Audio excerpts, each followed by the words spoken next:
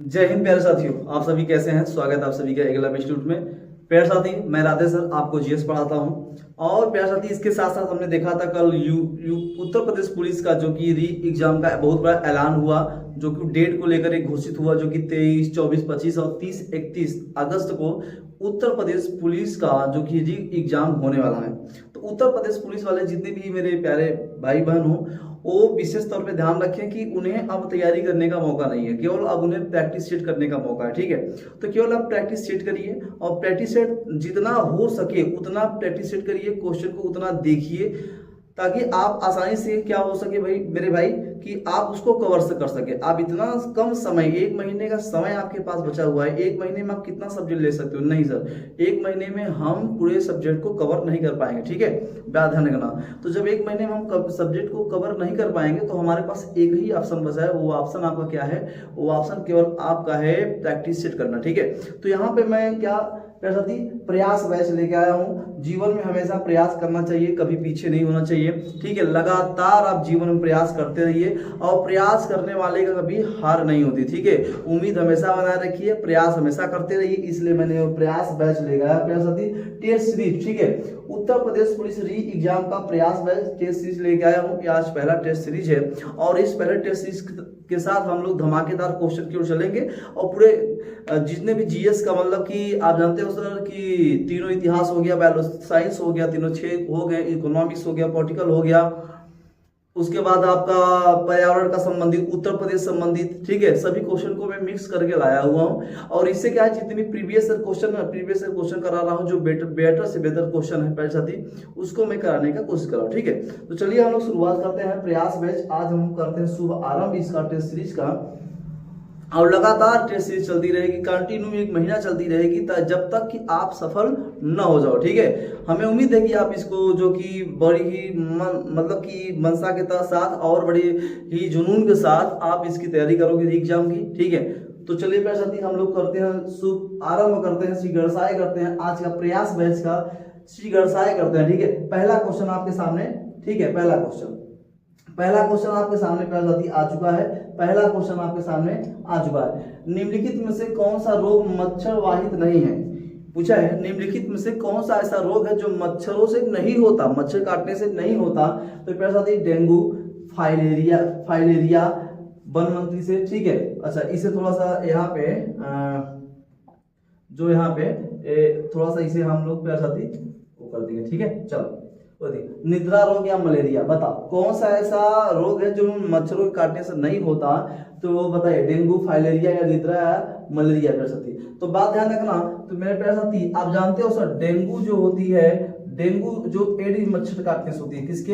Aedes मच्छर के काटने से क्या होती है सर? डेंगू एडिस मच्छर काटने से होती है। ठीक है, डेंगू, इसे क्या कहते हैं? इसे हड्डी तोड़ बुखार भी कहते हैं। क्या कहते हैं? हड्डी तोड़ बुखार भी हम लोग कहते हैं। ठीक है, इसमें क्या होगी, आपको पूरे शरीर में, बदन पूरा दर्द होगा, बहुत तेजी से बुखार आएगा, आपको ठंड भी लगेगी। ठीक है, इसे एडिस मच्छर काटने से होता है। ठीक है, ये जो फाइलेरिया है प्यारे साथी, फाइलेरिया क्यूलेक्स मच्छर काटने से, किससे? क्यूलेक्स। ठीक है, क्यूलेक्स मच्छर के काटने से होता है। ठीक है, क्यूलेक्स मच्छर के काटने से फाइलेरिया रोग होता है। और फाइलेरिया को हम लोग हाथी पांव भी कहते हैं। क्या कहते हैं? हाथी पांव भी हम लोग फाइलेरिया को हाथी पांव कहते हैं। मच्छर जब काटेगा तो आपके पैरे में सूजन होगा, सूजन होने के बाद आपका पैर बहुत ही मोटापा हो जाएगा, जिसे हम लोग हाथी पांव का नाम देते हैं। वो क्यूलेक्स मच्छर के काटने से होता है। ठीक है, और देख लो निद्रा रोग ये देखिए किससे होता है प्यारे साथी? निद्रा रोग आप एक चीज देखे होगे, ट्रिप्सोना, क्या? ट्रिप्नोसोमा, यह एक ब्रुसेई। ठीक है, ब्रुसेई, ध्यान रखना, ट्रिप्नोसोमा ब्रुसेई, यह एक प्रकार का प्रोटोजोआ है। क्या है? प्रोटोजोआ है। ठीक है, प्रोटोजोआ है, और इससे ही होती है निद्रा रोग। और ध्यान रखना, इसके वाहक की अगर मैं बात करूं प्यारे साथी, इसके वाहक की, तो एक मक्खी होती है टीटी। ठीक है, टीसी जिसे कहा जाता है, टीसी, ठीक है, टीसी मक्खी होती है और इसी मक्खी के वजह से क्या होती है प्यारे साथी, इसी मक्खी के वजह से हमारे प्रवेश करता है ये टिप्नोसोवा ब्रुसेई प्रोटोजोआ हमारे शरीर में प्रवेश करता है, जिससे हमें निद्रा रोग होती है। क्या होती है सब? निद्रा रोग आती है। यही हमारा राइट आंसर है। क्या है राइट आंसर आपका? निद्रा रोग। ठीक है। अब सर मलेरिया किससे होता है? मलेरिया होता है मादा एनाफिलीज मच्छर, मादा एनाफिलीज मच्छर से। ठीक है, फिलीज मच्छर के काटने से होता है। आप ध्यान रखना ये तीन तो मलेरिया और फाइलेरिया डेंगू के मच्छर काटने से होता है, लेकिन निद्रा रोग प्रोटोजोआ से होता है, टीसी। नेक्स्ट की ओर चलते हैं। तो देखो अगला क्वेश्चन है, वायुमंडल में प्रकाश के प्रसार का कारण क्या होता है? वायुमंडल में प्रकाश, जैसे जो सूर्य का जो प्रकाश होता है उसका जो प्रसारण होता है या जो फैलता है उसका कारण क्या है? कार्बन डाइऑक्साइड, धूलकण, हीलियम या जलवाष्प? बताओ प्यारे साथी क्या है जो वायुमंडल में प्रकाश के प्रसार का कारण क्या होता है? बताइए। कार्बन डाइऑक्साइड बताइए, या धूलकण, हीलियम या जलवाष्प? बताएं। तो ध्यान रखना कि वायुमंडल में जो प्यारे साथी वायुमंडल में जो प्रकाश का प्रसार कारण होता है वो होता है धूलकण। क्या होता है? धूलकण होता है। आप कभी ऐसा देखे होंगे आप कि जैसे कोई कच्ची मकान है जो पर एक खपड़े का घर होता था तो उसमें कभी कभी छेदे होते थे, तो उसमें देखेंगे कि जब सूर्य का प्रकाश आता है तो उसका प्रकाश जब अंदर प्रवेश करता है तो उसमें देखेंगे प्रकाश में धूल कण आपको दिखते रहते हैं। छोटे छोटे कण आपको मतलब कि विसरण करते हुए, परासरण करते हुए आपको दिखते रहते हैं। ठीक है, वो सबसे अच्छा उदाहरण है। ध्यान रखना।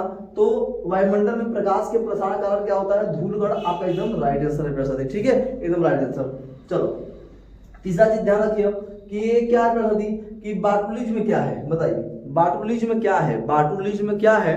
भोज्य पदार्थ से होने वाले संक्रमण, भोज्य पदार्थ से होने वाला विषैलापन, जल जनित संक्रमण या जल जनित विषैलापन? बताइए बाटुलिज्म एक प्रकार का क्या है? तो ध्यान रखना बाटुलिज्म मेरे प्यारे साथी जल्द बताएं कि क्या है। तो ध्यान रखना प्यारे साथी भोज्य पदार्थ से होने वाले विषैलापन। ऐसा क्या सर? विषैलापन कैसे आएगा? जैसे आप मान लीजिए कि भोजन आपने बनाया, ठीक है, आपने क्या बनाया सर? भोजन बनाया। भोजन को 3 दिन बाद खाओ, ठीक है, या से शाम को आपने भोजन बनाया और क्या बनाया? चावल बनाया। ठीक है, चावल बनाया और उसी चावल को आप अगले शाम को खाएंगे तो उसमें क्या होगा?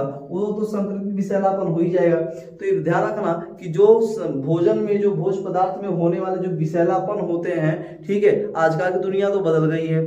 दुनिया बदल गई है कि कुछ भी चीज अगर बचा हुआ है तो फ्रिज में रख दो, कुछ भी चीज खराब ना हो उनकी इच्छा है कि फ्रिज में रख दो। अरे यार जो चीज बन चुकी है, जो चीज का जितना बनी हुई है, जैसे आज चावल बनाओ कल शाम को खाओ, तो बताओ फ्रिज में रखे चावल सही हो जाएगा? नहीं होगा ना, तो विषैलापन आ ही जाएगा। ठीक है, तुम्हारा राइट आंसर बीफा बनाना एकदम राइट आंसर प्यारे साथी। ठीक है, चलो अगले क्वेश्चन की हो रहा भाई प्यारे साथी। अगला क्वेश्चन ये गजब का क्वेश्चन है। एग्जाम कोई भी हो, जब विटामिन से क्वेश्चन पूछेगा ही, एग्जाम कोई भी हो विटामिन से क्वेश्चन पूछेगा ही। ठीक है, निम्नलिखित में से कौन सा युग्म सही सुमेलित नहीं है? इसमें बताना है कि कौन सही सुमेलित नहीं है प्यारे साथी, मिलान करना है। तो आप बताओ विटामिन ए संतरा, विटामिन सी नींबू, विटामिन डी काट मछली का तेल, विटामिन बी सी धान का चोकर। बताओ कौन सा नहीं है प्यारे साथी, ये बताओ। अब बता दो। अब बताओ विटामिन ए का रासायनिक नाम प्यारे साथी रेटिनाल। क्या होता है? रेटिनाल। ठीक है, इसके कमी से जानते हो आप लोग रतौंधी होती है। क्या होती है? रतौंधी। और रतौंधी न हो इसके लिए हम लोग क्या खाते हैं प्यारे साथी? इसके लिए हम लोग गाजर खाएंगे। ठीक है, गाजर, मूली, ठीक है, पालक हम लोग खाएंगे कि ये सब हमें न हो। ठीक है, विटामिन सी का रासायनिक नाम प्यारे साथी, विटामिन सी का एस्कॉर्बिक, आप जानते हो एस्कॉर्बिक। ठीक है, एस्कॉर्बिक एसिड जो कि इसकी क्या है रासायनिक नाम है प्यारे साथी। नींबू जितने भी खट्टे पदार्थ है उसमें विटामिन सी पाया ही जाता है। ठीक है, विटामिन डी, ठीक है, विटामिन डी का आप जानते हो प्यारे साथी जिसे हम लोग राइबोफ्लोविन कहते हैं। क्या कहते हैं? राइबोफ्लोविन। क्या? राइबोफ्लोविन का नाम देते हैं मेरे प्यारे साथी, और राइबोफ्लोविन का हम लोग नाम देते हैं विटामिन डी का रासायनिक नाम है। ये मछली का तेल, जो कि मछली का तेल से आप जानते होंगे कि जितने भी आप दवा जो लेते हैं कैप्सूल टाइप में, उसमें मछली का तेल मिलाया होता है, बड़े फायदेमंद होती है, ये बड़े फायदेमंद होती है। ठीक है, विटामिन B6 का रासायनिक नाम होती है पैराडॉक्सिन। क्या होती है? पैराडॉक्सिन। ठीक है, पैराडॉक्सिन इसका रासायनिक नाम होती है। ये धान के चोकर में पाया जाता है, लेकिन विटामिन ए संतरा में नहीं पाई जाती है। ठीक है, ए सुमित नहीं है, गाजर, मूली, पालक में होती है, लेकिन संतरा में नहीं होती है। ये हमारा ठीक है सही है। ठीक, ध्यान रखना प्यारे साथी। ठीक है, चलो अगले क्वेश्चन चलते हैं हम लोग। अगला क्वेश्चन आपके लिए जबरदस्त है, ये भी क्वेश्चन देखो प्यारे साथी। खीरे को काटकर यदि नमक डाला जाता है, खीरा अभी समय तो चला गया, अब इससे पहले जो कि गर्मी का मौसम में बहुत देखे होंगे जगह जगह पे ठेले लगा के लोग, भाई साहब लोग खीरे बेच रहे थे। ठंडा मौसम 47-48 डिग्री 49 डिग्री के अंतर्गत खीरा बड़ा काम आता था, ठीक है। तो खीरे को काटकर यदि नमक डाला जाता है तो निम्न से किसके कारण पानी निकलता है? बताओ, जो खीरा काटते हो तो खीरा काटने के बाद पानी निकलता है उसमें से, तो किसके द्वारा निकलता है, यही पूछ रहा है, ठीक है। सक्रिय परिवहन, निष्क्रिय परिवहन, परासरण या प्रसार की वजह से, बताओ किसकी वजह से निकलता है, किसके वजह से निकलता है? खीरा काटोगे उसमें से पानी निकलता है, तो ऐसा क्या है जिससे आप एक चीज देखोगे कि जैसे ही आप लोग नमक डालते हो, खीरा काटो नमक डालना शुरू कर देते हो, ठीक है। जैसे नमक डालोगे, एक तो सांद्रता ऑलरेडी है प्यारे साथी, जैसे नमक डालोगे फैलना शुरू कर देगा, क्या होगा, फैलना शुरू हो जाएगा। आप किसी चीज पे, जैसे जमीन पे, मैं एक चीज उदाहरण बताता हूँ कि आप जमीन पे नमक डाल दो, छोड़ दो, इसे गिरा दो, ठीक है, देखो कि कुछ टाइम बाद वहां पे पानी हो जाएगा, वहां पे रसाव हो जाएगा, होता है ना। तो ध्यान रखना, खीरे काटोगे उसमें से तो वहां पे क्या होगा, परासरण होगा, क्या होगा, परासरण के कारण क्या होती है, खीरे से पानी निकलता है, ठीक है। एक अच्छा उदाहरण, ठीक। चलो अगला उदाहरण देखिए, अगला सवाल, अगले सवाल आपके सामने आ गया है, निम्नलिखित में कौन सा वायु प्रदूषक का सूचक नहीं है? बताओ, वायु प्रदूषक का सूचक नहीं है, बताओ प्यारे साथी। फॉल्स, सेवार, लाइकेन या मास, बताइए बताइए जल्दी बताइए। जब बताइए निम्नलिखित में कौन सा वायु प्रदूषण का सूचक नहीं है साथी, जबरदस्त तरीके से आप ये ध्यान में लगा के लिए 23, 24, 25, 30, 31 को अगस्त को आपका exam police, Uttar Pradesh police का पेपर है। आपको जोर शोर से, कड़ी मेहनत से, कर्मठ योग्य बनकर, ठीक है, ईमानदार बन के आपको तैयारी करना है। हम भी आपको तैयारी में जुट चुके हैं, जैसा कि हमने कल बताया था कि आज से शुरू होगा, हमने आज से शुरू कर दिया, तो हमें उम्मीद है कि आप भी आज से स्टार्ट हो चुके होंगे, ठीक है। तो बताओ निम्नलिखित में कौन सा वायु प्रदूषण का सूचक नहीं है? जहां पे वायु प्रदूषण होगा, ध्यान रखना कि जहां पर वायु प्रदूषण होगा, जहां पे वायु प्रदूषण होगा वहां पे लाइकेन अनुपस्थित होता है। क्या होता है? लाइकेन अनुपस्थित होता है, ठीक है। तो यहाँ पूछा है कि सूचक है लाइकेन, क्या है? लाइकेन, ध्यान रखना, ठीक। चलो अगले क्वेश्चन चलते हैं। अगला क्वेश्चन देखो, जबरदस्त क्वेश्चन है प्यारे साथी। निम्नलिखित में से कौन सा कांच का कौन सा प्रकार पराबैंगनी किरणों को काटता है? बताओ, पराबैंगनी किरणों को कौन, सूर्य से जो पराबैंगनी किरण आते हैं उनको कौन काटता है? सोडा कांच, पायरेक्स कांच, जेना कांच या क्रूस कांच? बताओ जल्दी बताओ प्यारे साथी, कौन सा ऐसा कांच है जो काटता है? तो ध्यान रखना कि जो सोडा कांच है ये क्या होती है, प्रयोगशाला में उपयोग होती है, ठीक है। इससे बर्तन बनाए जाते हैं, गिलास बनाए जाते हैं, ट्यूबलाइट बनाए जाते हैं, बत्ती बनाए जाते हैं, लाइट जिसे कहा जाता है। पायरेक्स कांच भी एक प्रयोगशाला में यूज होता है प्यारे साथी, ध्यान रखना, ठीक है। जेना कांच भी यूज होता है, भी जिसे ध्यान रखना, कैमरा होना के लेंस बनाने में काम आता है। देखो क्रूक्स कांच क्या है? क्रूक्स कांच एक ऐसा कांच है जो पराबैंगनी किरणों को काटने में काम देता है। जो उनकी जो आता है पराबैंगनी किरण आता है उनको क्या करता है? काटने में काम देता है। जो पराबैंगनी किरण है प्यारे साथी, जो पराबैंगनी किरण है कहाँ से निकलता है सर? सूर्य से, ठीक है। ये सूर्य से ये क्या करती है, अगर ये जमीन पे आई तो प्यारे साथी हमारे त्वचा को क्या करेगा? त्वचा को ये नुकसानदायक पहुंचाएगा, ठीक है, हानि पहुंचाएगा, आंख को हानि पहुंचाएगा, कैंसर जैसा बीमारियां हो जाएंगी हमारे शरीर में, ठीक है। तो क्रूस कांच है जो पराबैंगनी किरणों को काटने का कार्य करता है, ठीक। चलो अगला क्वेश्चन आपके सामने आ गया है। बताओ रिंगेल मेन, क्या लिखा है प्यारे साथी? रिंगेल मेन स्केल का प्रयोग निम्नलिखित में से किसके घनत्व मापने से होता है? बताओ किसका घनत्व मापा जाता है रिंगेल मेन स्केल से? बताओ प्यारे साथी। जब बताया धुएं का, प्रदूषण जल का, कोहरा का या ध्वनि का? जब बताओ ध्वनि का आप जानते हो कि सर कि ऑडियो मीटर होता है, ऑडियो मीटर से ये मापा जाता है ध्वनि। बताओ प्यारे साथी, बताओ जल्दी से, ठीक है। और आप ये देखोगे हाइड्रोमीटर एक होता है, हाइड्रोमीटर से कोहरे का बूंद को नाप लेते हैं हम लोग। प्यारे साथी बताओ, तो जान लो कि रिंगेल मेन से धुआं देख रहे हो ना, जो उठता है धुआं, उसको मापते हैं, ठीक है। उसको मापने के लिए रिंगेल मेन का उपयोग करते हैं कि कितना धुआं उठ रहा है, कितना प्रदूषण फैला रहा है, तो धुआं मापने के लिए इसका उपयोग किया जाता है, ठीक। चलो अगला क्वेश्चन, जल्द गजब का क्वेश्चन आ गया है एकदम, देख लो। निम्नलिखित में कौन सा सही सुमेलित नहीं है? ये फिर पूछा है कि नहीं है, जल्द देखिएगा कि इसमें बहुत से सारे बच्चों को अगर ध्यान से नहीं देखा जाता है तो उसमें नहीं आपको दिखेगा ही नहीं, ठीक है। तो उसमें होता है कि सुमेलित है, नहीं दिखेगा ही नहीं, ठीक है। तो लिखा है सिरका में उपस्थित अम्ल एसिटिक, हड्डियों में उपस्थित यौगिक कैल्शियम फास्फेट, दूध का खट्टा होना नाइट्रिक अम्ल, अमाशय रस में उपस्थित अम्ल हाइड्रोक्लोरिक अम्ल। बताओ प्यारे साथी, जल्द बताएं कौन सा नहीं है सम्मिलित, बताओ। अब ध्यान रखना कि जो सिरका होती है, सिरका में एसिटिक अम्ल पाई जाती है, एकदम राइट बात है कि एसिटिक पाई जाती है, कोई दिक्कत नहीं।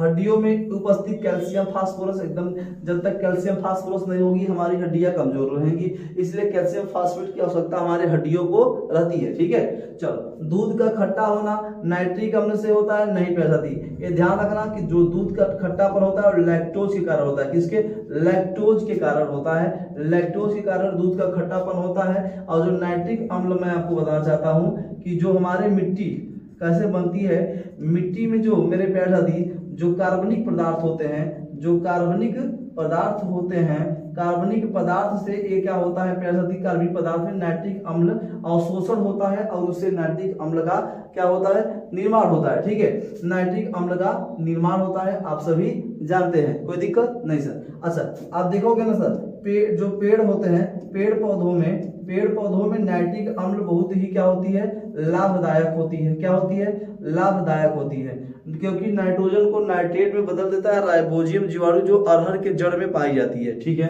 ध्यान रखना। तो दूध का खट्टापन लैक्टोज का होता है, न कि नाइट्रिक अम्ल के।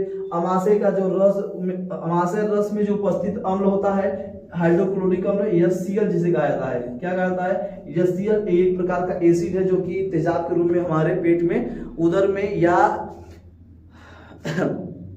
किसमें प्यारे साथी आप कहोगे स्टमक में स्थित होती है, ठीक है। अभी कल ही पढ़ाया हमने, अमाशय कल ही पढ़ाया है, आप उसको जरूर देखिएगा, ठीक है। चलो, अगला क्वेश्चन आपके सामने आ गया है, अगला क्वेश्चन आपके सामने है। अगला क्वेश्चन, हड़प्पा सभ्यता का स्थल मांडी भारत के किस राज्य में स्थित है, बताओ। मांडी भारत के किस राज्य में स्थित है, बताओ प्यारे साथी, मांडी बताओ, जो जल्दी बताओ। गुजरात, हरियाणा, राजस्थान, उत्तर प्रदेश, मांडी कहाँ स्थित है, बताओ। मांडी, हड़प्पा है सिंधु घाटी सभ्यता, आप लोग पढ़े होंगे प्यारे साथी, हमने पढ़ाया है सिंधु घाटी आप लोग सभ्यता। नहीं जो बच्चा पढ़ा हुआ है वो जाए प्लेलिस्ट में, क्लब इंस्टीट्यूट के प्लेलिस्ट में जाए, वहां पे हमने प्राचीन इतिहास पढ़ाया रखा, ठीक है। अब मांडी जो स्थान है प्यारे साथी वो है उत्तर प्रदेश में, कहाँ पे, उत्तर प्रदेश में आपके मांडी स्थान है। अब हमें कमेंट बॉक्स में ये बताओ प्यारे साथी, जो मांडी उत्तर प्रदेश में है तो ये किस जिले में है, किस जिले में है, कमेंट में जरूर बताइएगा, ठीक है, ध्यान रखना। चलो, अगला क्वेश्चन आपके सामने, बहुत अच्छी क्वेश्चन। निम्नलिखित घटनाओं पर विचार कीजिए तथा उनको काल क्रमानुसार व्यवस्थित कीजिए, बताओ, जल्द बताओ कि आपको व्यवस्थित करना है। शारदा अधिनियम, नेहरू अधिनियम, साइमन कमीशन का गठन, दांडी मार्च, बताओ प्यारे साथी, बताओ जल्द से बताएं। दांडी मार्च यहां से ऐसे है, ध्यान रखना, ठीक है, बताओ जल्द बताएं। देखो भाई, आप ये सभी जानते हो कि जो शारदा अधिनियम, नेहरू अधिनियम, जो शारदा अधिनियम हुआ था, आप सभी जानते हो 1929 में शारदा अधिनियम हुआ था। नेहरू रिपोर्ट 1928 में हुआ था, ठीक है। साइमन कमीशन 1927 में हुआ था प्यारे साथी। दांडी मार्च यात्रा हुआ था कब, 1930 में हुआ था, 1930 में हुआ था, बताओ, जल्द से जल्द बताएं, जल्द से जल्द बताएं, ठीक है, बताओ प्यारे साथी। 27, 28, 29, 30, बताओ। पहले क्या हुआ, साइमन कमीशन हुआ, फिर क्या हुआ, नेहरू, फिर ये हुआ, फिर लास्ट वाला हुआ, तो बताओ कौन सा सही है। पहले क्या हुआ, तीसरा हुआ, तो तीसरा दिख रहा है कहीं पे, तीसरा हुआ, फिर दूसरा हुआ, पहला और चौथा हुआ प्यारे साथी, ठीक है, ध्यान रखना। अब शारदा अधिनियम क्या है, शारदा अधिनियम में है कि जो बालक होना चाहिए था, इसमें बालक, ठीक है, ध्यान रखना कि शारदा, उनका नाम ही था शारदा, ठीक है, पूरा नाम थोड़ा सा दिमाग नहीं आ रहा, उनका नाम था शारदा प्यारे साथी। जो शारदा अधिनियम था, बालक का उम्र 18 साल होना चाहिए था, 18 से कम नहीं होना चाहिए था, ठीक है। और जो बालिका होती थी उनका उम्र 14 से कम ना हो, यानी ये मैरिज वाली, विवाह वाली बात कर रहा है कि बालक का उम्र 18 से नीचे ना हो और बालिका का उम्र 14 से नीचे ना हो, तब आप विवाह कर सकते थे। शारदा अधिनियम, बाल विवाह, ये पारित किया गया था। नेहरू रिपोर्ट में अगर मैं बताऊं प्यारे साथी, तो आप जानते हो मोतीलाल नेहरू, ठीक है, मोतीलाल नेहरू ने ये रिपोर्ट पारित किया था प्यारे साथी। साइमन कमीशन की बात करूं प्यारे साथी, तो आप लोग पढ़े होंगे गो साइमन की आप लोग बात पढ़े होंगे, गो साइमन, ठीक है। साइमन कमीशन का गठन हुआ, ठीक है, ब्रिटेन में हुआ था। ब्रिटेन में होने के बाद 28 में आया, 29 में वापस चला गया मेरे साथी। और आप इसी में जानते हो लाला लाजपत राय का नाम आप लोग सुने हो, लाला लाजपत राय। लाजपत राय का इसमें क्या होते, लाठी से लगने के बाद इनकी मृत्यु हो गई थी साइमन कमीशन के अंतर्गत विरोध जब कर रहे थे, ठीक है। दांडी मार्च यात्रा मेरे प्यारे साथी, दांडी मार्च यात्रा 1930 को हुई थी, ठीक है। अगर मैं बताऊं गुजरात में, आप लोग गुजरात में अहमदाबाद, ठीक है, अहमदाबाद अगर मैं बात करूं, गुजरात के अहमदाबाद में एक स्थान है जिसका नाम है साबरमती। क्या नाम है? साबरमती आश्रम। और साबरमती आश्रम 1916 में महात्मा गांधी ने बनाया था। किसने बनाया था? महात्मा गांधी ने बनाया था। और यही से इसकी क्या हुई थी, दांडी मार्च यात्रा की क्या हुई थी प्यारे साथी? शुरुआत हुई थी। यही से क्या हुई थी? शुरुआत हुई थी, ठीक है। कब हुई थी? हम कहेंगे सर 12 मार्च हुई थी। 12 मार्च 1930 को इसकी शुरुआत हुई थी। कब हुई थी? 12 मार्च 1930 को, ठीक है। 12 मार्च 1930 को शुरुआत हुई और 6 अप्रैल 1930 को ये लोग यहाँ पहुंच गए, ये लोग दांडी नामक स्थान पर पहुंच गए थे महात्मा गांधी नामक कानून तोड़ने के लिए, ठीक है। बात समझ में आया? कोई दिक्कत कर सकती नहीं होनी चाहिए, ठीक। कोई समस्या हो तो जरूर बताइएगा, ठीक है। चलो अगले क्वेश्चन चलते हैं, अगले क्वेश्चन चलते हैं। अच्छा, इसमें आपको नहीं बताया क्या कि कौन सा सही है कौन गलत? बताओ प्यारे साथी। हाँ बता तो है। चलो अगला बताओ, राजा रणजीत सिंह ने किस स्थान पर अदालत आला की स्थापना किया था? बताओ राजा रणजीत सिंह, बताओ प्यारे साथी। राजा रणजीत सिंह, जब बताएं कि राजा रणजीत सिंह की अगर मैं बात करूं अदालत आला की स्थापना कहाँ हुआ था, तो विशेष तौर पे ध्यान रखना अमृतसर, लाहौर, फिरोजपुर या मुल्तानपुर। बताओ कहाँ पे? तो ध्यान रखना जो राजा रणजीत सिंह थे ये हरियाणा का रहने वाले थे। कहाँ के? हरियाणा का रहने वाले थे, ठीक है। हरियाणा के रहने वाले थे, ठीक, सॉरी पंजाब के, सॉरी यहाँ पे पंजाब लिख देता हूँ प्यारे साथी, ए पंजाब, ठीक है। चलो ये पंजाब के रहने वाले थे, पंजाब के रहने वाले थे। इन्हें पंजाब का क्या कहा जाता जानते हो भाई? पंजाब का शेर कहते थे। क्या कहते थे? इन्हें पंजाब का शेर कहते थे। और ये सुकल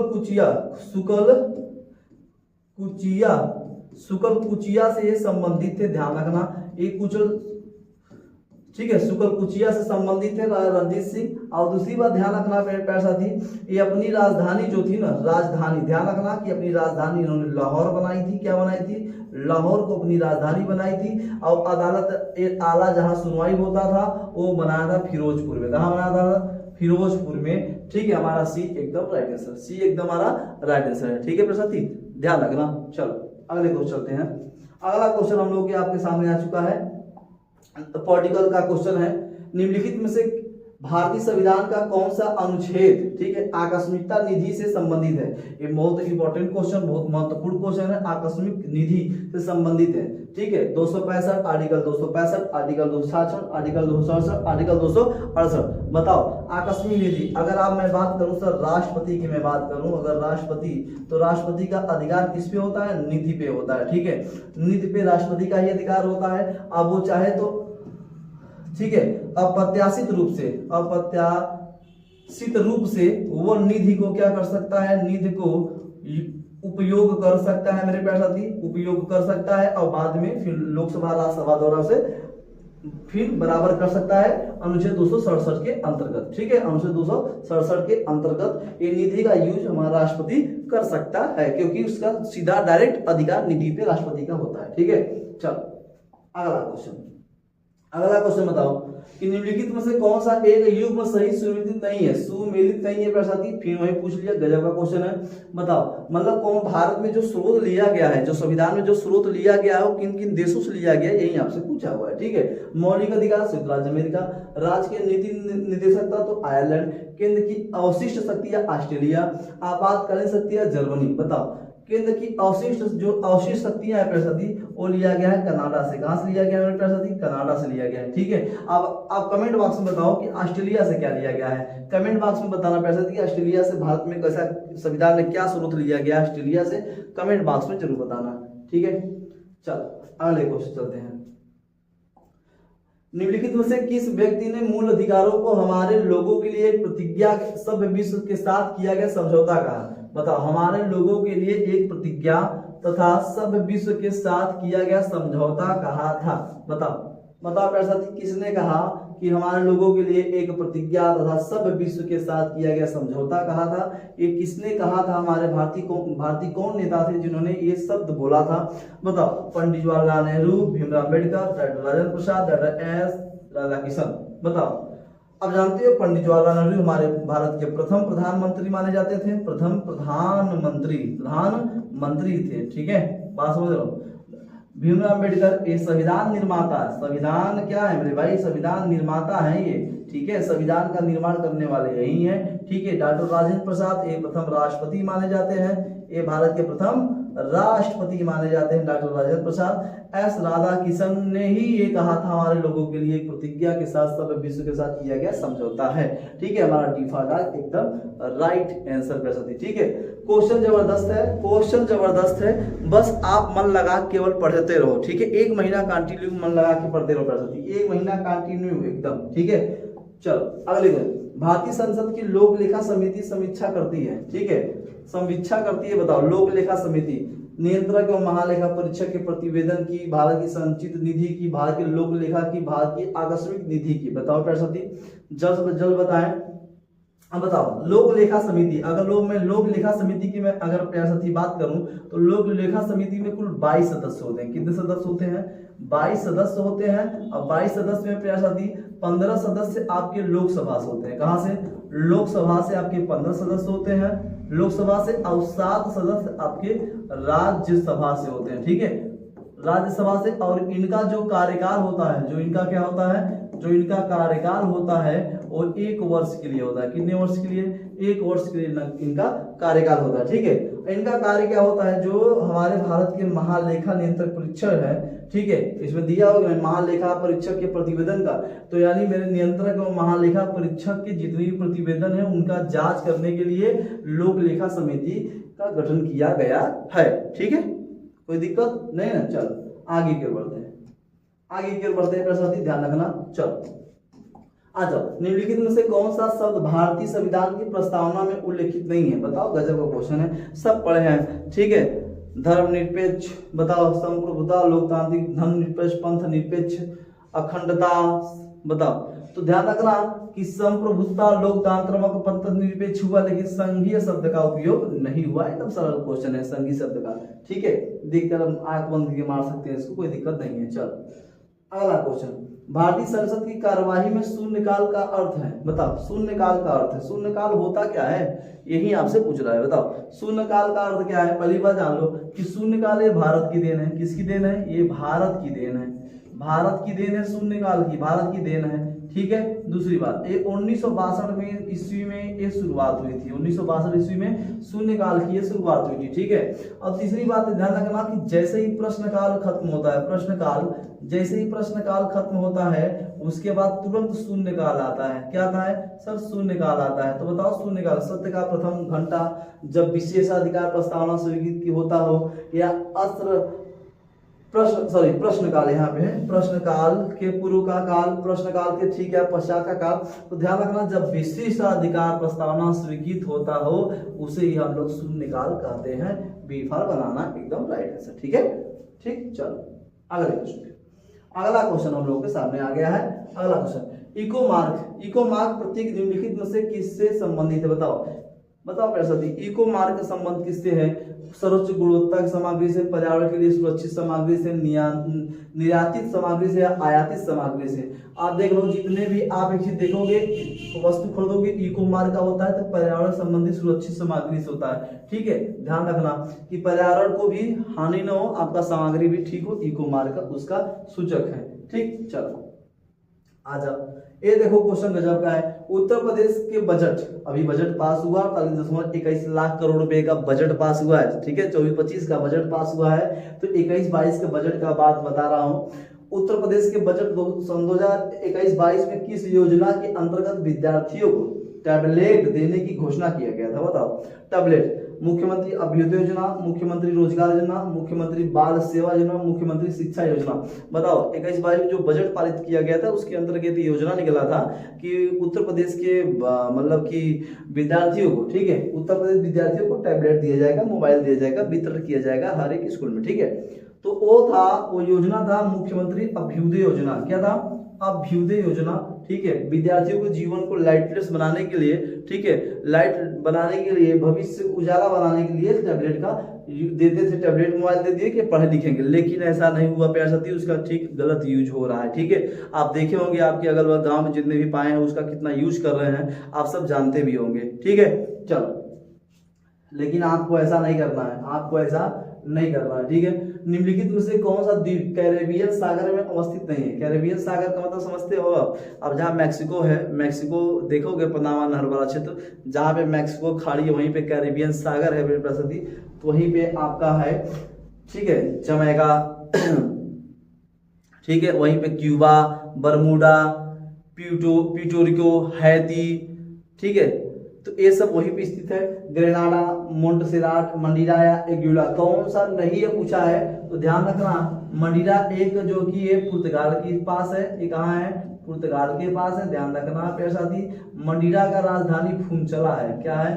फुनचला, मंडीरा की राजधानी फुनचला है, राइट आंसर हमारा ये है, ये कैरेबियन सागर में स्थित नहीं है। ठीक, चलो अगले क्वेश्चन चलते हैं। अगला क्वेश्चन हम लोगों का है, अगला क्वेश्चन है कि निम्नलिखित में से कौन सी एक नदी भारतीय गंगा नदी बेसिन का हिस्सा नहीं है? आप बताओ, हमने गंगा नदी पढ़ा था, बड़ा गजब तरीके से आपको समझाने की कोशिश किया था, उसमें गंगा नदी का सहायक नदी नहीं है, पुनपुन नदी, बताओ पुनपुन नदी, अब जानते हो पुनपुन नदी को और किस नाम से जानते हैं? रिजुपालिका नदी, ठीक है, अजय नदी, जलांगी नदी या जोंग नदी, बताओ। अब ध्यान रखना, ये तीनों के तीनों तो है, लेकिन जोंग नदी किसकी सहायक नदी है मेरे भैया? महानदी की सहायक नदी है। कहाँ की? महानदी का। जोंग के साथ साथ औंग भी है, क्या है? औंग भी है, तेल भी है, ठीक है, तेल भी है, ठीक, औंग, तेल, जोंग, ये सब किसकी सहायक नदी है? ये सब महानदी की सहायक नदी मानी जाती है। डिफा डागमा, राइट आंसर। ठीक है, चलो आ जाओ, अगला क्वेश्चन है, देखो जबरदस्त क्वेश्चन है। निम्नलिखित में से भारत के पूर्वी तट पर स्थित सबसे बड़ी लैगून झील कौन सी है? बताओ, भारत से पूर्वी क्षेत्र में, मतलब आप ए वाला भाग हो गया, उसके बाद ई वाला भाग हो गया, बताओ सबसे, ये हमारा वेस्ट वाला भाग, ये हमारा ईस्ट वाला भाग, ये हमारा नॉर्थ एंड साउथ वाला भाग, बताओ। पुलिकिट झील, पुलिकिट झील तो आपका आंध्र प्रदेश में है, कहाँ है? आंध्र प्रदेश में, और तमिलनाडु के बॉर्डर पे एकदम पुलिकिट झील स्थित है। ठीक है, अच्छा, कुलेरू झील कहाँ पे? कुलेरू झील कहाँ है? ये भी मेरे प्यारे साथी, जिसे कुलेरू या किलेरू कहा जाता है, कोई दिक्कत नहीं। ठीक है, आ जाओ, चिल्का झील उड़ीसा में है, कहाँ है? उड़ीसा में चिल्का झील है। ठीक है, ये लैगून झील का उदाहरण है और सबसे भारत की सबसे खारे पानी की झील मानी जाती है। अब बताओ, किली वैली कहाँ है? किली वैली है तमिलनाडु में, ठीक है, तमिलनाडु में स्थित है। अब बताओ कुलेरू कहाँ है? ये हमें कमेंट बॉक्स में बताओ, ये हमें कमेंट बॉक्स में बताओ प्यारे साथी। ठीक है, चलो अगला क्वेश्चन, निम्नलिखित में से कौन सा देश काला सागर के तट पर स्थित नहीं है? बताओ, काला सागर के तट पर स्थित नहीं है, यही आपसे पूछ रहा है, सीरिया, टर्की, जॉर्जिया या बुल्गारिया, कौन सा नहीं है? तो ये ध्यान रखना मेरे प्यारे साथी, ठीक है, इसमें एक चीज ध्यान रखना कि एक आपका बुल्गारिया है, बुल्गारिया तो है, ठीक है, जॉर्जिया भी है, ठीक है, उसके बाद अजरबैजान भी है, अजरबैजान भी है, ठीक है, ईरान भी है, कहाँ है? ईरान भी है, रूस भी है, ठीक है, टर्की भी है, Bulgaria, Turkey, Romania, Romania, Romania, इसे रोमानिया कहा है, रोमानिया भी है, ठीक है, लेकिन सीरिया नहीं है, सीरिया नहीं है, ठीक है, सीरिया नहीं है, ध्यान रखना प्यारे साथी। तो ध्यान रखना, Bulgaria, Georgia, Azerbaijan, Iran, Romania, Turkey, ये सब क्या है? ये सब काला सागर में स्थित जो कि इर्द गिर्द बसे देश हैं, लेकिन सीरिया वहां पे स्थित नहीं है। ठीक है, चलो अगला क्वेश्चन आपके सामने है, जबरदस्त वाला क्वेश्चन। निम्नलिखित में से कौन सा एक युग्म सही सुमेलित नहीं है? बताओ। लिवेस, ये सब कौन है? ये सब क्या है? पवन है, स्थायी पवन और स्थान। लिवेस स्पेन, ब्रिकफील्डर ऑस्ट्रेलिया, ब्लैक रोलर उत्तरी अमेरिका, सामर ऑस्ट्रेलिया। बताओ प्यारे साथी, लिवेस जो पवन बहती है वो स्पेन में एकदम राइट बहती है प्यारे साथी। ब्रिकफील्डर सब्जी जानते हो ऑस्ट्रेलिया में बहती है। ब्लैक रोलर उत्तरी अमेरिका में बहती है। आप देखोगे जो पर्वत है, आप बताओ, रॉकीज पर्वत में सबसे ढलानों पे तेज बहने वाली है, ठीक है। चिनूक हवा, चीनू को आप लोग नाम सुने होंगे, उत्तरी अमेरिका के जो कि रॉकीज पर्वत सबसे तेज बहने वाली हवा है। सामर ए ईरान की हवा है, कहाँ की? ईरान की हवा है मेरे प्यारे साथी, ऑस्ट्रिया की हवा नहीं है। तो ऑस्ट्रिया की पवनों का नाम बताइए कमेंट बॉक्स में प्यारे साथी, ठीक है। चलो आ जाओ, ये बताओ क्वेश्चन जबरदस्त वाला, कॉलम में फर्स्ट से सारी कॉलम सेकेंड को सम्मिलित कीजिए तथा सूचियों को नीचे दिए गए कोट में सही उत्तर चुनिए। जयमंडल दिया है अवस्थित, मतलब ये आपका अभ्यारण्य दिया है। क्या दिया गया है? अभ्यारण्य। अभ्यारण्य का नाम बताना है। बताओ, सिमलीपाल उत्तराखंड, पचमंडी मेघालय, नंदा देवी मध्य प्रदेश, नोकरेक उड़ीसा। बताओ, इसको आपको मिलाना है। ठीक है, मैं आप जल्दी जल्दी बताओ, जल्दी जल्दी बताओ क्या सही है इसमें, जल्दी बताओ, ऑप्शन बताओ प्यारे साथी। चलो, सिमलीपाल अगर मैं बात करूं प्यारे साथी, सिमलीपाल की मैं बात करूं तो उड़ीसा में। कहाँ पे प्यारे साथी? उड़ीसा में। पचमंडी की मैं बात करूं तो मध्य प्रदेश में स्थित है। ठीक है, नंदा देवी की बात करूं तो उत्तराखंड में स्थित है। नोकरेक की बात करूं तो मेघालय में स्थित है। अब इसमें सही से बता दो इसमें से सही कौन सा है। ए का चौथा, ठीक है, बी का तीसरा, सी का पहला, ठीक है, और ये वाला हमारा बी फॉर बनाना वाला है तो राइट आंसर। ठीक है, हमारा एकदम राइट आंसर। ठीक, कोई दिक्कत नहीं। अब 11 में पढ़ाया है, जाके प्ले लिस्ट में देख लो। ठीक है, आ जा भाई। समय कम है इसलिए फास्ट है, समय कम है इसलिए फास्ट है। ठीक है, द क्लॉक इज टिकिंग निम्नलिखित से किस दिवस की थीम है? बताओ, द क्लॉक इज टिकिंग निम्नलिखित किस दिवस की क्या है मेरे भैया? थीम है। अंतर्राष्ट्रीय योग दिवस 21 जून को मनाया जाता है। अंतर्राष्ट्रीय महिला दिवस बताओ 8 मार्च को मनाया जाता है। विश्व टीबी दिवस बताओ, टीबी दिवस 1 दिसंबर को। कुछ और मनाया जाता है, HIV एड्स दिवस। और टीबी दिवस बताओ 4 मार्च को मनाया जाता है कि 4 दिसंबर को कि 4 जून को। कमेंट बॉक्स में बताओ प्यारे साथी। ठीक है, विश्व मलेरिया दिवस बता दो कमेंट बॉक्स में। ध्यान रखो एक चीज कि द क्लॉक इज टिकिंग की अगर बात करूं तो विश्व टीबी दिवस क्षय रोग दिवस के रूप में मनाया जाता है। इसमें कहा गया है कि सन 2025 तक मेरे प्यारे साथी पूरे भारत में लोग टीबी क्या हो जाएंगे? टीबी मुक्त हो जाएंगे। ये इनका क्या है? इतना अनुमानित जो कि समय माना गया है। तो यही इसका थीम है। ठीक है, ध्यान रखना। चलो आ जाओ, 28वां क्वेश्चन हमारे सामने आ गया है। ठीक है, 28वां क्वेश्चन हमारे सामने आ गया है। 28वां, स्टैचू ऑफ पीस भारत के किस राज्य में अवस्थित है? बताओ भाई। Statue of peace, statue of liberty, statue of, बताओ गुजरात में क्या है? कमेंट में बताना, सरदार वल्लभ भाई पटेल का। ठीक है, स्टैचू ऑफ पीस बताओ, स्टैचू ऑफ पीस भारत किस राज्य में अवस्थित है? बता दो मेरे भैया। मध्य प्रदेश, राजस्थान, गुजरात या हिमाचल प्रदेश में।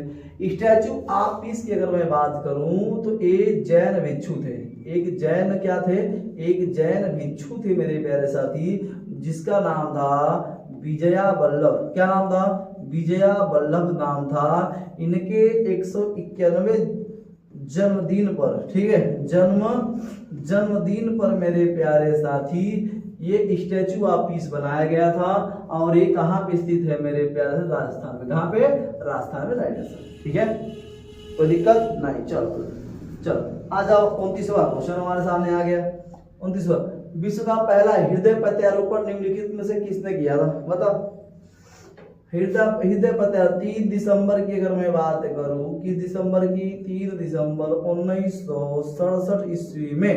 ठीक है, अगर मैं बात करूं प्यारे साथी तो कॉन्टिनेंट अफ्रीका का केप टाउन का नाम आप लोग सुने होंगे, केप टाउन में। ठीक है, अफ्रीका के केप टाउन में पहला विश्व का हृदय प्रत्यारोपण हुआ था। लेकिन वो करने वाला कौन था? बताओ। तो हम बताएंगे प्यारे साथी, क्रिश्चियन बर्नार्ड था। कौन था भैया? क्रिश्चियन बर्नार्ड थे, जिन्होंने पहला हृदय प्रत्यारोपण किया था। अगर भारत का पूछे तो आप बताओगे डॉक्टर वेणुगोपाल। ये क्या है? ये भारत के पहले ऐसे व्यक्ति हैं, भारत के पहले हृदय प्रत्यारोपण करने वाले, हृदय प्रत्यारोपण करने वाले ये डॉक्टर्स हैं। ठीक है, ध्यान रखना। चल अगला क्वेश्चन, लास्ट के चलते हैं। ठीक है, लास्ट क्वेश्चन, इंडोनेशिया के द्वीप समूहों में पश्चिम से पूर्व दिशा की ओर सही क्रम निम्नलिखित में से कौन सा है? अब इंडोनेशिया का द्वीप आप तो समझते हो, इंडोनेशिया जावा द्वीप पर स्थित है। ठीक है, इंडोनेशिया जावा द्वीप पर स्थित है, आप सभी जानते हो। तो बताओ, पहले जावा आएगा कि सुमात्रा की लोम्बोक या बाली? फिर जावा, सुमात्रा, जावा, बाली, लोम्बोक, सुमात्रा, जावा, लोम्बोक, बाली, बाली, सुमात्रा, जावा, लोम्बोक। बताओ प्यारे साथी। तो सबसे पहले ध्यान रखिएगा, ऐसे पूछा पश्चिम से पूर्व तो पहले आएगा सुमात्रा। क्या आएगा? सुमात्रा द्वीप। सुमात्रा द्वीप के बाद जावा द्वीप। ठीक है, जावा द्वीप के बाद बाली द्वीप, बाली द्वीप के बाद लोम्बोक, लोमबोक आएगा, ठीक है, लोमबोक आएगा। तो हमारा ये बी फॉर बनाना एकदम राइट आंसर है। पहला थी ये हमारा 30 क्वेश्चन फाइनल हुआ, ये हमारा 30 क्वेश्चन फाइनल हुआ, ठीक है, हमारा ये 30 क्वेश्चन एकदम फाइनल हुआ। और ध्यान रखना कि ये उत्तर प्रदेश पुलिस स्पेशल है। आपका हिंदी का भी मैटर चलेगा, मंडे से हिंदी भी आपको पढ़ाया जाएगा, उसका प्रीवियस ईयर से क्वेश्चन कराया जाएगा, लेटेस्ट क्वेश्चन कराया जाएगा, जो एग्जाम में आया हुआ है, जो आने की संभावना है, सभी से मिक्स पूरा कराया जाएगा, ठीक है, ध्यान रखना। प्यारे साथी, एक एक क्वेश्चन को आपके सामने कराने की कोशिश करूंगा ताकि आपकी एग्जाम में फायदेमंद साबित हो, ठीक है। तो बस आज के लिए इतना ही, जय हिंद।